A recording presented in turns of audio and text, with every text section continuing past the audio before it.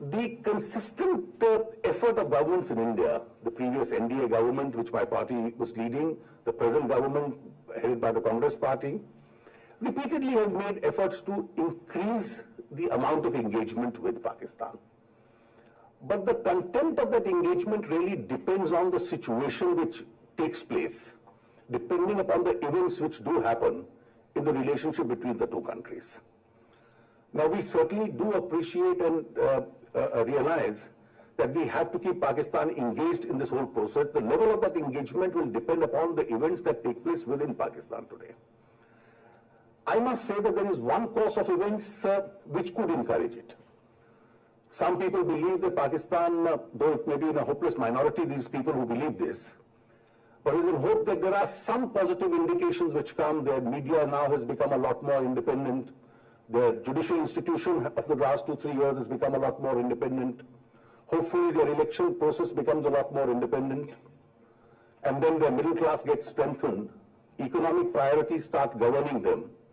The radicalization in the society reduces. And then, of course, for any country in the world to say there can be a positive engagement will be far easier.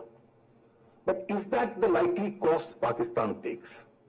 Or the alternative likely course is that the world keeps debating whether keeping Osama bin Laden there was complicity or was it incompetence?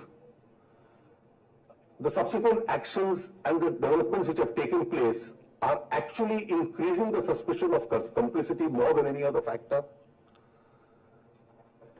If the strength of the civilian administration itself gets reduced, it's already a little low. The army and the ISI become more powerful. And within that, you find the radicals taking over. And then the worry that the global community has about the control of their strategic assets, which way does it go?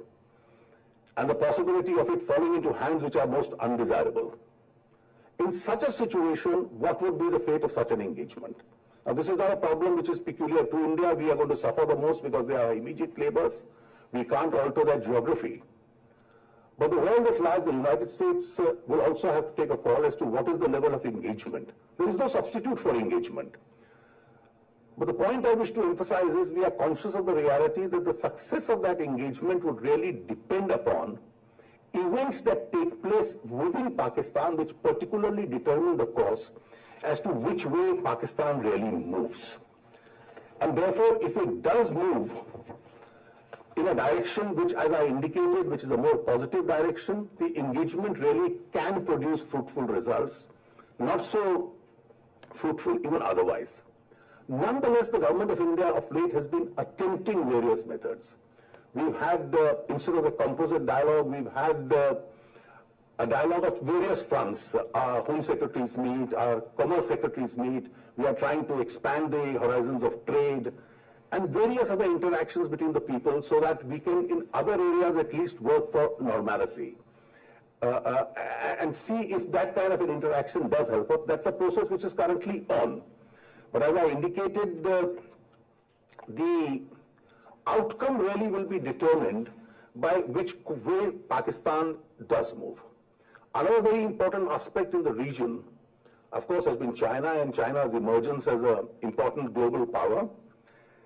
India has had historically issues with China, but keeping those issues apart and having a mechanism in place in order to resolve these issues.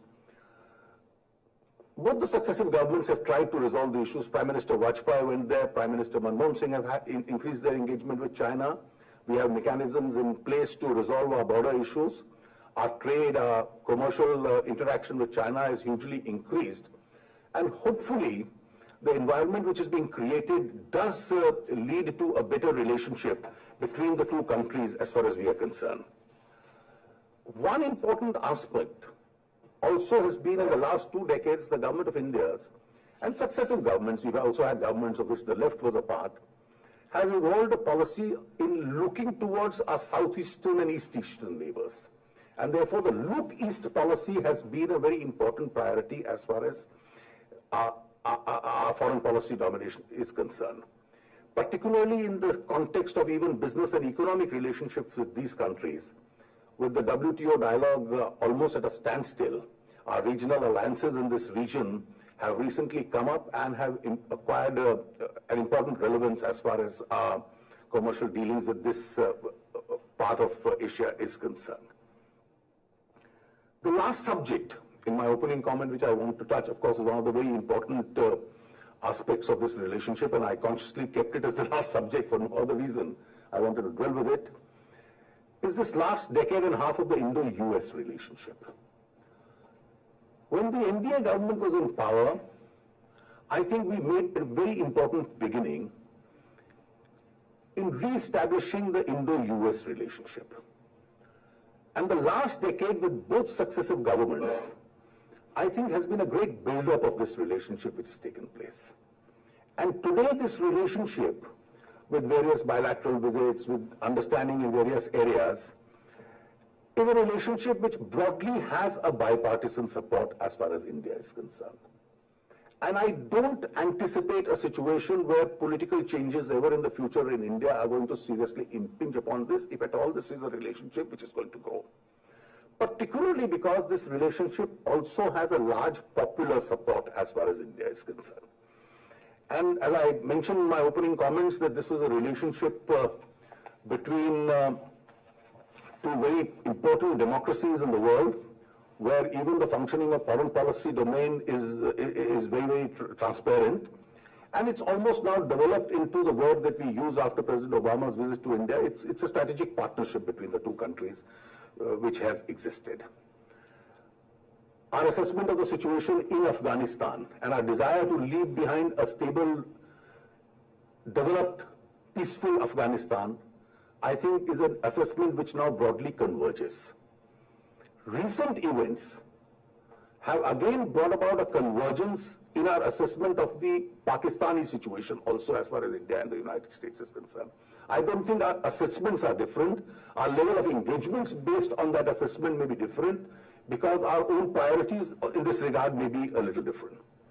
Our efforts in leading a global effort as far as non-proliferation is concerned, a universal, non-discriminatory nuclear disarmament is concerned, a shared partnership as far as democracy and developmental priorities are concerned. Now, these are all areas on which the interaction between India and US with successive governments has gradually been increasing.